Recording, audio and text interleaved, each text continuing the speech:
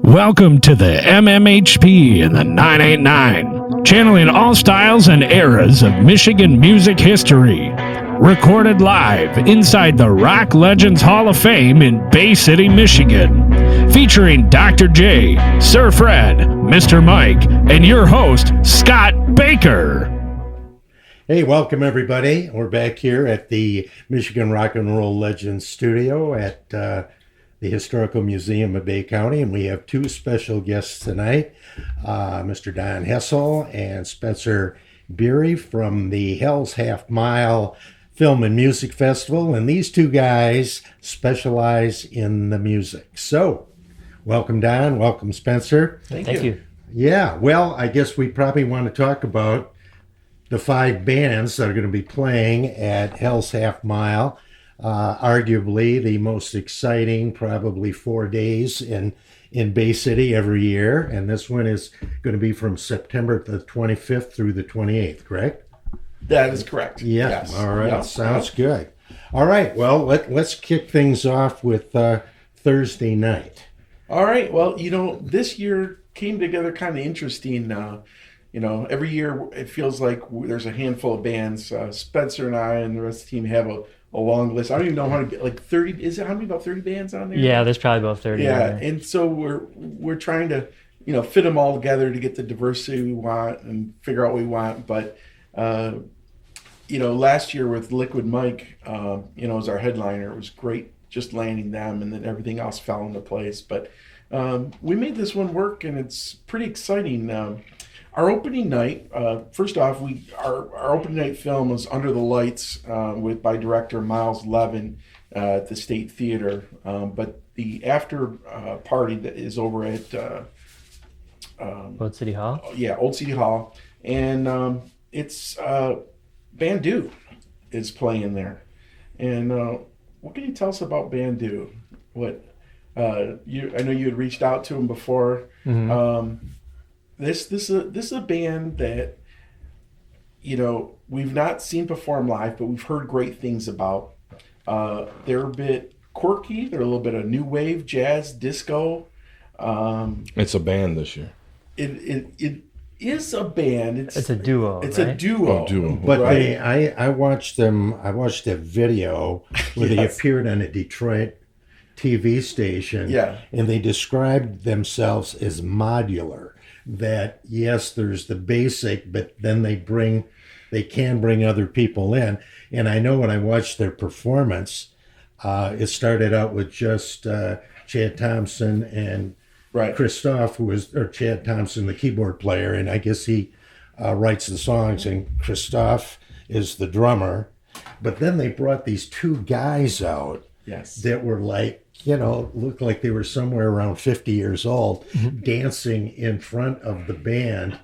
It was really strange. I could just imagine maybe, Fred, if we go Thursday night, they'll call us up. A couple of senior citizens to do a couple dance moves.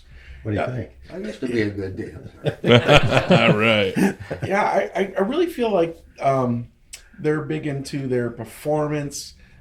They're an eclectic group, and they have, like you said, they have a little bit of versatility. I've seen other clips where there are more people performing with them. I'm not sure what they're going to bring. Last year we had J.W. Francis, and to get him in, he played solo with backing tracks, but there was no way we could afford their full band because they're all over the country. Fly off. He ended up doing more dancing and comedy hour than he did playing. It was a little weird. It was well, I'm a big fan, and I love his music, and so it was, to me, having him in town felt extra special. But at the same time, it's like electronic music festivals where people play, with a laptop, press a button.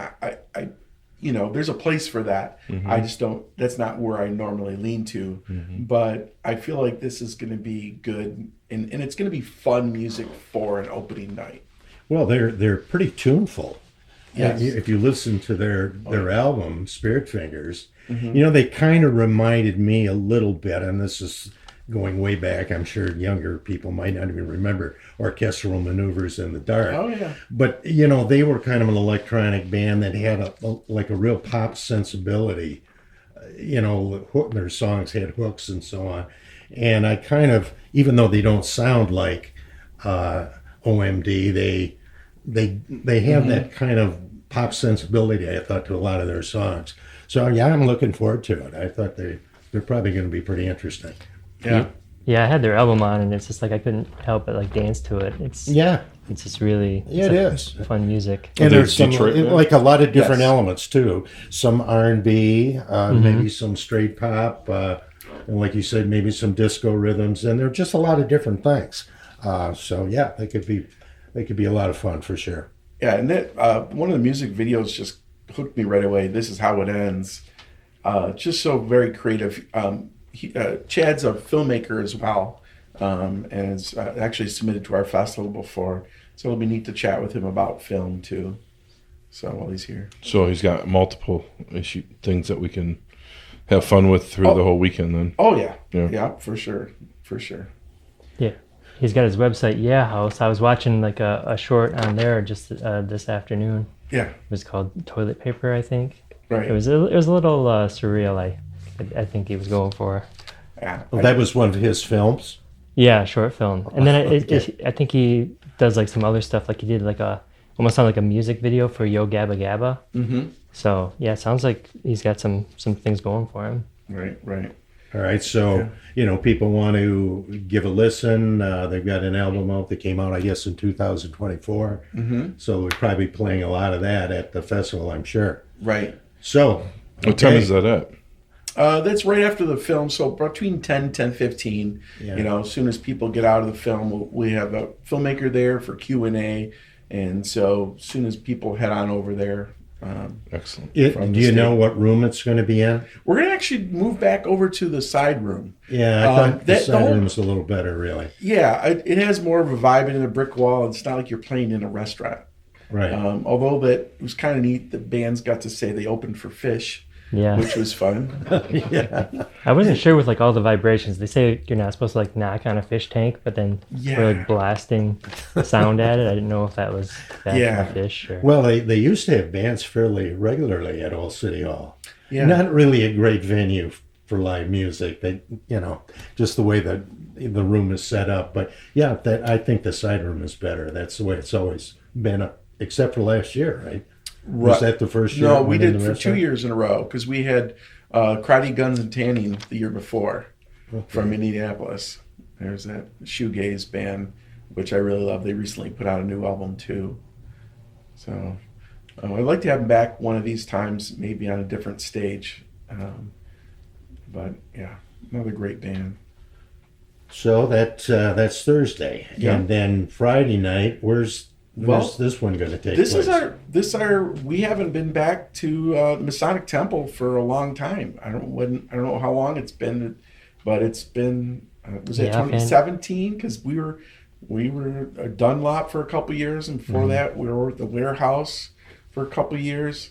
So yeah, we're gonna have our reception there, our filmmaker reception, and then we're gonna bring on live music at 10 o'clock with Yam Haus. Yeah, I love that venue. It's a great old stage, and kind of like old-fashioned Bay City a little bit.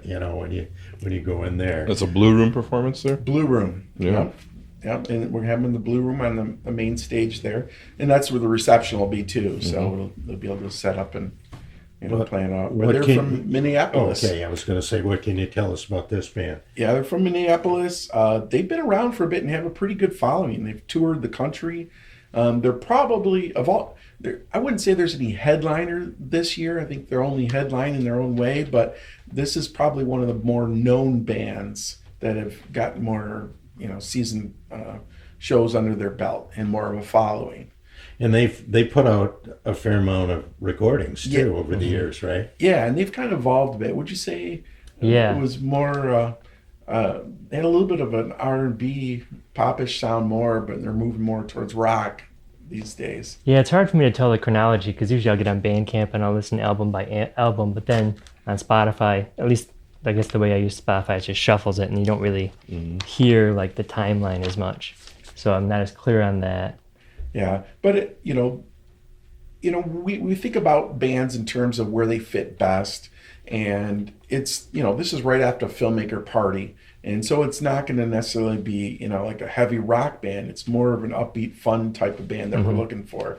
And this one is probably one of our better ones for general audiences because it leans more of a pop rock sound.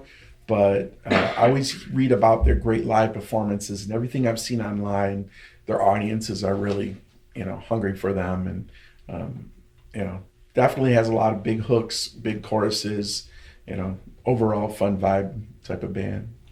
Yeah, I guess this is the band. I was looking up some stuff, and there was this, was it in 2022, NBC had this thing called the American Song Contest, and they represented Minnesota That's pretty in awesome. this thing. It didn't win, but yeah, but there's, when I listened to them, I kind of thought of maybe, indie rock, Right. that kind of a sound, not too heavy, a lot of guitars. Yeah, that'll be a lot of fun. I think so too. I think it's going to just fit the moment and being on that stage. We have so many years of doing our music there for HHM and a lot of great memories. I think it might have been last time we were there, Electric Six might have been there when we had them. It's been that long. So, Wow, that has been a few years. That was a great show. yeah, it was. Yeah. Yeah. So, yeah, should be a great one. Okay, then we go to the big one, Saturday night, Yes. which is once again going to be at the Jefferson. the Jefferson. And my God, last year, I don't know. I felt like I had goosebumps the whole night. Just the vibe in there. I love that place. Yeah. And it took forever to clean out. Yeah, yeah, it did. And even though we cleaned out last time, I think we still need to clean out again. Probably. Maybe. Yeah. We had to like wipe soot off of the I-beams. Yeah. He was, I was like, there's like completely soot all over my face. yeah. Oh man. Yeah. There's a lot to pull together. And that one is a tricky one. But I love the sound in there. Yeah. I love the overall vibe. And we got 3 great bands. Yeah, that was lined up really for it. cool last year. Yeah. So the first band we have is from Chicago. This is a band, this was the 3rd time I've asked them to come play, and they were finally available. It's a band called The Courts. It's a younger band, but they're kind of like psychedelic tinge shoegaze with, jangly guitars. They can be like quiet and loud, kind of the way the Pixies were, but not in the same way. Their music, when it is quiet, is more lush and shoegazy, and then they can really drop, some heavy music at the same time. I'm really curious to see how that's going to play in there, and I feel like it'll be a great opener. They've been playing in Chicago for a few years. I kind of see this as a band to look out for, How many records do you have out? So I don't think they have a full length out. They have an EP and some singles, Okay. right? Yeah, a 5-song EP. Okay. Yeah, and it's kind of exciting to catch a band this early on too. It's kind of like the indie films that we watch, right? So like our opening night film that we have, Under the Lights, came in as a short a few years ago, and they developed it into a feature, and he's back with a feature-length film that is doing very well. And so it's kind of like, we love to watch these younger bands kind of move up through the ranks and build up, and I think The Courts is going to be one of those ones, with a lot of potential. Okay. They're going to open? They have The Courts open up, Okay. Well, who's going to be next up then? So there was this band I fell in love with this year out of St. Louis, Missouri, called Hot Joy.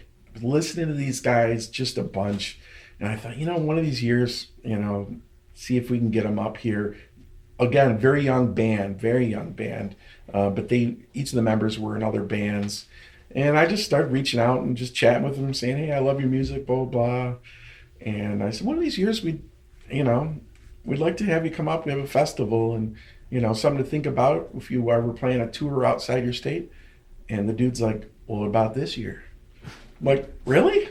I said, you come up? And yeah, we'll plan some other shows around it. I'm like, all right, let's do this. there's so much other music that I love that these guys sound like, but they also sound like themselves. And a couple things that are really great is, I love the band Pavement, and so they have a little bit of that mixed with the Breeders, but you have a dual vocal thing. You have male and female vocalist, fuzz-soaked indie rock with jangly melodies and raucous energy. They got a lot of hook too. Like each of their songs, to me, they play over and over in my head. I think they're going to be one of those fest favorites that people are talking about. And to catch them so early, they're going into the studio this October to record their first full length. So they have an EP and a couple singles out. And yeah, what do you think about these guys? Something that just jumps out to me is like the male singer Austin has like this really distinctive voice. Like I can't even describe how he's singing. But then like when Austin and Nicole are singing together, it just like blends perfectly, I feel like. It does. And again, I can't get enough of these guys, and I'm just kind of really excited to see them grow as a band. I feel there's so much great music around the Midwest, but these guys have such an original sound to me that I think they're gonna be another one of those bands to watch that we're gonna see. This album's gonna come out, and I think they're gonna do very well. Very excited. Awesome. Now the headliner, when I went to to see the sizzle reel and see the videos of the bands that we're going to play, and this is the band that struck me right away as I'm really looking forward to seeing what they're all about. Okay, and this is La Rosa Noir. Rosa Noir, right? Man, so La Rosa Noir is one that Dion knew, and he's we made a list of a lot of bands, and so many we couldn't get, but this one Spencer reached out to, and they were on board. Yeah, they just jumped on it. They just jumped on it, and Dion's like, because they have a trumpet player in there. He's, imagine the trumpet player playing in that venue, echoing out throughout, the Jefferson. But they got, it's like post-punk with some surf rock guitar, female vocalist, Latin beats. I think it's going to be a big hit. I like everything they've recorded. I truly love, like everything in their, in their whole line of music they have available online, and I've heard great things about their live shows. Okay, and they're from Chicago. They're also from Chicago. Yes. All right, female lead singer, and formed I guess out of the Chicago's Latino music scene, which I guess I didn't know Chicago had a Latino music scene, but I'm sure there's one in every city, but Chicago's especially strong. Do you know anything about?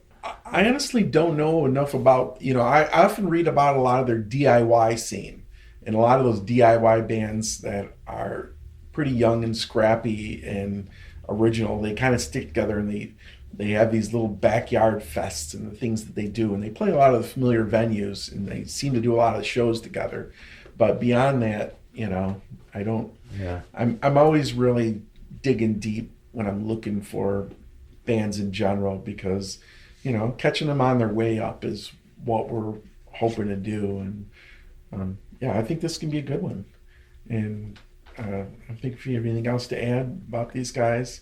Yeah, I think they're gonna be a lot of fun. Some of the songs she's got like the haunting vocals. Yes. But then like Chicano Stomp is just like this party Raucous song. Yeah. Yeah, should be a good time. Yeah, I found it really interesting that you've got a Latino band that's kind of into that surf rock sound. Yeah. And then, to have the trumpet, which is very much part of the Latino music scene, and work that in there. That's really an unusual combo. The music itself also, there's certain bands and things I listen to that I'm like, yeah, this sounds very cinematic. They sound like they would be in a soundtrack for a movie. Yeah. And this is, it's one of those that I'm definitely excited about. So yeah, this lineup came together, and I'm happy about it. I felt like there were bands that we really wanted, and they were just not available or just out of our range. We had other things going on, but yeah, it came together. When did you guys finalize the booking for this year? Well, this last one, Bandeau, was just, we thought we had another band lined up, and it just didn't work out. And so Bandeau was like just a few weeks ago, a month ago. Yeah, I can't remember the exact day, but yeah, we were kind of down on the wire. Yeah, we thought we had it all locked in. In fact, it seems like earlier this year we had so many options that we thought, boy, it's going to be easy. It's hard to narrow down, and then again, but what we're looking for is pretty specific. We're looking for sounds that aren't represented in our area, so we're bringing something independent and original here, right? It's like the films. We're bringing films that aren't going to be playing around here in theaters. Right. And so we're looking for that. But, being in a nonprofit festival, we have a limited budget. So there's part of that. But, looking for some bands that are on their way up really helps. It's a win-win because you're getting original sound. It sounds like a couple of the bands, they knew about the festival as well. Yes. Yeah. Because of the director stuff in the movie. Yeah. Which is great. Yeah, absolutely. And so that connection helps. And they hear about some of the other bands that have played here, and it gives us some credibility. A lot of them haven't heard of us, but when they hear about, we had Rat Boys here, and they're like, oh, hey, this sounds like a fest we want to play. Mm-hmm. So Rat Boys sure took off. Sure did. I pretty much had a feeling about that, and they're doing huge. I'm so happy for them. They're playing some really big fests and touring regularly, and I'm looking forward to new music coming from them. Yeah. And that going down to the Jeffersons, going back to that the wooden atmosphere, how warm the sound is, how you can dial it in and still have a measured loudness, but at the same time an ability to control the environment. It's really interesting where it's at now. And it's, I feel like we're always fighting the room at different places. My table was a good centerpiece in town, but it's even to go to dinner there, when you talk across the table, you're echoing, a lot of hard surfaces. But it's a live show. I love a good live show, but you got to be able to dial in the music, the sound, to fully appreciate the bands, especially these, Yeah, and like you said earlier, the whole atmosphere at the Jefferson is just so funky and it's just so cool, so rock and roll, That Saturday night energy last year. It is. It's great. The hook. I know. Yeah. And Liquid Mike just announced they have a new album coming out. So, cool. Yeah, they were really terrific last year. Yeah, I'm just excited for them because they've really taken off, and so and Sungaze is doing very well. They keep putting out new music and doing a lot of shows, and that was a treat last year as well. Yeah, Bloom's putting out new music. They were in a movie. Oh yeah. This year, I didn't see it. Yeah. It was called Brideheart. It looked a little iffy, but right. I'll probably stream it. Yeah, we need to check that one out. But it's cool to see artists doing things and continuing on and keep in touch with them. Wonderful set of years. How many years is this in a row? Or have you been at the helm of this, Don? In terms of music programming? Yeah. Yeah, for as far as the festival, I don't know if it's been...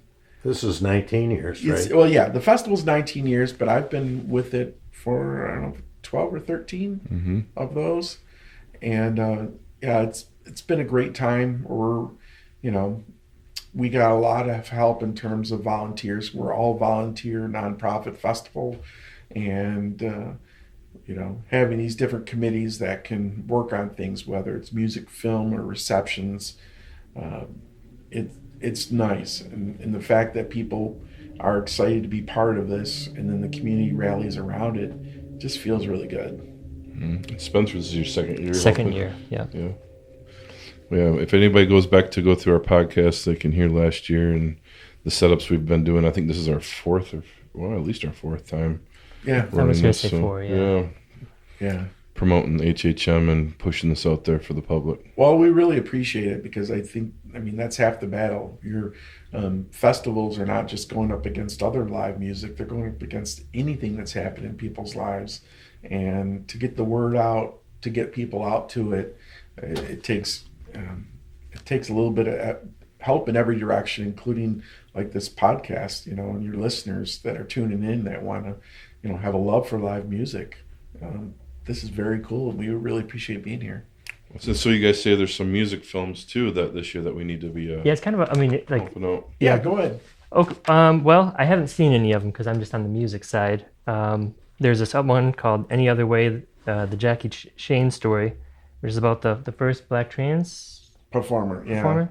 Yeah, she was a big pioneer with that. It's a documentary all about her, and I think that's going to be a pretty great one that we have listed as well. Okay, and then is it set up what nights or night is it showing? I don't have it in front of me, but it's on the website. Yeah. All right. And what's that called again? Any Other Way, the Jackie Shane story. Okay. Yeah. Yep, and then the next one was the Devil and the DeLong brothers. That was about, it sounded like these 3 brothers who their father sold their souls to the devil. I wasn't sure, based on like watching the video, like the trailer, what the music connection on that one was. The music connection is that it's a musical, and the trailer doesn't give that part away. Oh, okay, okay. It's an interesting to take that genre and make that into a musical. It's be action-packed and, gothic, that I think it's going to be fun. Yeah, I'm looking forward to that one. I haven't seen it either, but I've heard great things about it. And then Shorthand, it's called he's got rock opera on the card for it, and it's about Ryan Tibbs, and he's got an EP out. Right. And like this is like the short that goes with the EP. I mean, that sounds pretty interesting. So you may have heard of is a Michigan musician, Ronnie Tibbs. He's actually played the festival years ago. But in the film that he made, his main actor is Dan John Miller from Goober and the Peas. Oh. Yeah. Right on. And he's great. He was in Blanche. Of course, he was in a bunch of films like Walk the Line as well. And he's going to be here. Dan John Miller is just one of my heroes. That's awesome. And I love everything that he's done. I saw many Goober and the Peas shows and a couple Blanche shows. The guy is so expressive, and he's really great in this film. And Ryan is the filmmaker, and he also performs live in it. It is a very unique film. There's a story going on with interludes of Ryan playing music that tells the story as it goes. Now, this feature length? No, it's actually a short. It's a little bit longer short, but there's a lot happening there, and yeah, it's really great. Would this be in the Michigan shorts, or do you know? Yes. This won't be in the Michigan Shorts block, which I believe is at 11 a.m. on Saturday. Actually, several of that we have on this list are Michigan shorts. I wonder if they're all going to be in that block. So we have some Michigan Shorts scattered throughout in other blocks. Okay. And then there are a dedicated block of Michigan Shorts as well. We had so many, we just couldn't fit them all into one, so we spread them out into the other shorts. Yeah, I noticed when I was going through the film listings, like, oh, this is made in Michigan, this is made in Michigan, quite a few. Yeah.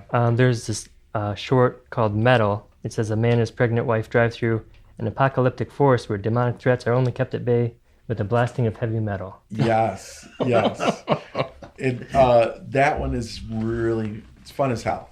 It's really great. This is another short? No, it's another Michigan short. Okay. The filmmaker's really excited to be here with this one. I think it's a great fit for the block and adds a diversity to what we have playing in that slot. It's Okay. good. I wrote down a couple more. I don't know about Kiko. It said it was a BMX riding accordion player. Yes, it's a documentary. And that one is uniquely, that one's a unique one as well. It's eclectic and covers a lot of stuff, but he's an accordion player, which is mixed out throughout. And Okay. That one's good. Yeah. And then I don't know how music related this is, but in the sizzle reel, I was like, I recognize that face, and it was Cam Bash. He was in Almost the Band. Oh, It's called C Note. It says indie. Yeah. Well, this is what I wrote down based on what I saw. Indie musicians film a music video at a bank. Things go awry. Because like the one guy's dressed up as a bank robber. yes. Yeah. Yeah. I don't want to give too much of that plot away, but that one, all those guys are in a band, and I'm dropping their name, forgetting their name right now. But yeah, I'm excited to see how that one plays with the audience. It's a fun one. It is. It's dark comedy. Oh, okay. But yeah, it was really well done. And it's directed Good by story. Jack Harrigan. Is that his name? Jack. Yeah. Yeah. Which He was in Shannon is Strange. Jack was in Shannon is Strange, and he's a musician as well. Yeah, I was wrapping cables with him last year at Deadstock. He seems like a pretty cool guy. Oh, really great guy. And he's yeah. Yeah. I'm really, really excited for that one too. I think we got a lot of really great films this year.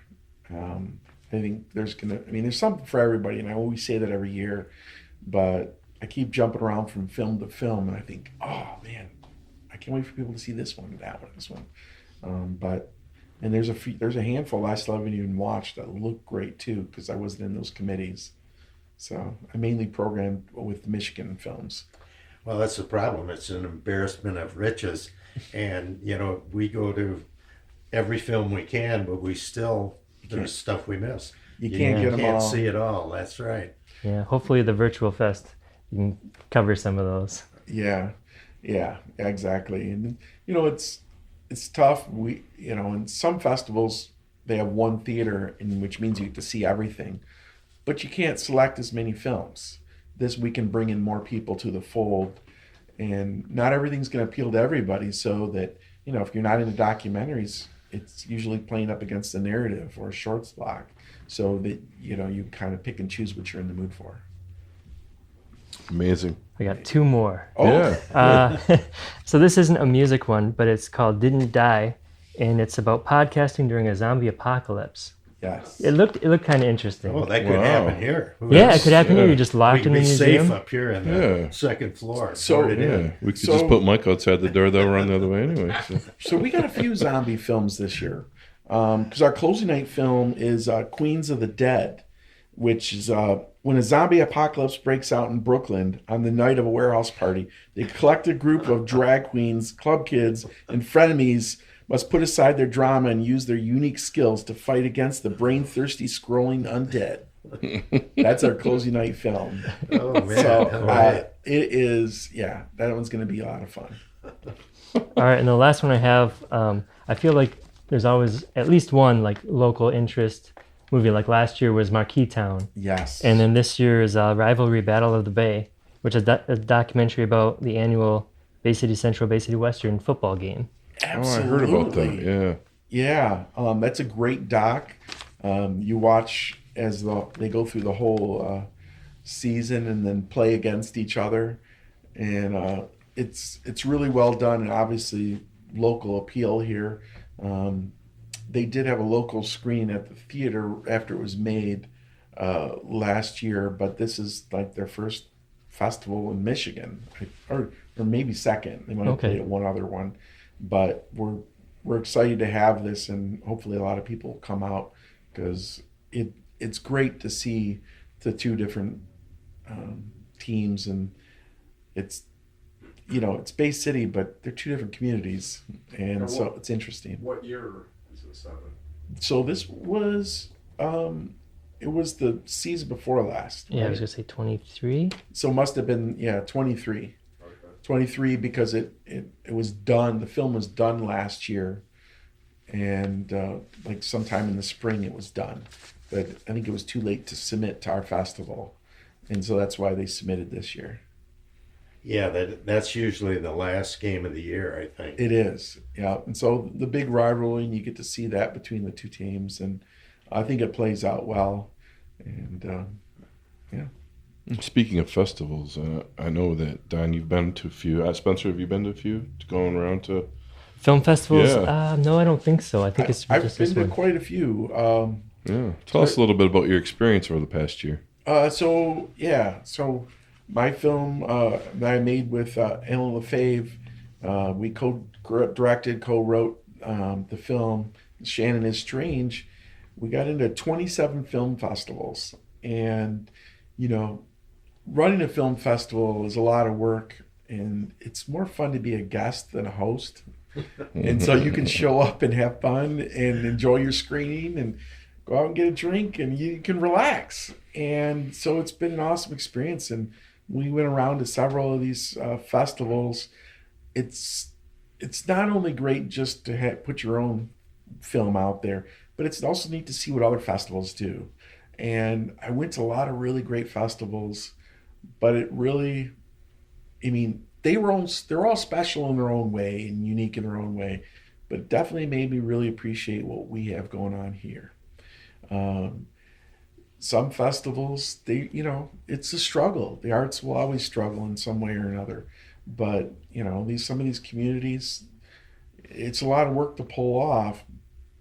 Some do it better than others. I went to a couple of great festivals in North Carolina. I think they were both fantastic. The Cary Film Festival was just incredible. But so going out to these different festivals, you get a real feel for what else is out there. I've been to several other festivals in the past before this film, but definitely makes me appreciate what we have at HELLS Half Mile. And it also gave me a lot of ideas of what we can do to make ours better. What was your biggest surprise for a festival that you and Ellen had attended? In terms of the surprise, when it comes to, I think the surprise really was about the reaction of the film.